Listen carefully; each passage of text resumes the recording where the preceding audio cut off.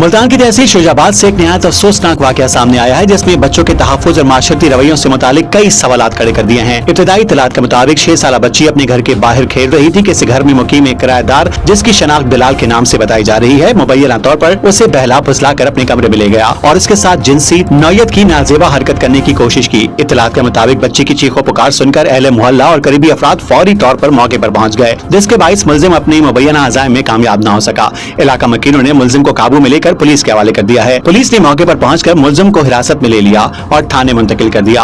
हुकाम का कहना है कि वाक़े का मुकदमा दर्ज करके मुख्तलिफ पहलुओं से तहकीकात शुरू कर दी है। कानून और सोशल मीडिया पॉलिसी के तहत मुतासरा बच्ची या इसके खानदान की शनाख्त, नाम, तस्वीर या घर का पता जाहिर नहीं किया जा सकता। शुजाबाद के शहरियों और समाजी हलकों ने वाक़े पर गहरे दुख और तशवीश का इज़हार करते हुए मुतालबा किया है कि अगर इल्जामात साबित हों तो मुल्जिम के खिलाफ कानून के मुताबिक सख्त कार्रवाई की जाए, ताकि मुस्तकबिल में ऐसे वाक़यात की रोकथाम मुमकिन बनाई जा सके। वाज़ेह है कि मुल्जिम पर आयद इल्जाम की तहकीकात जारी हैं और अदालत से जुर्म साबित होने तक हर मुल्जिम कानून की नज़र में बेगुनाह तस्वर किया जाता है।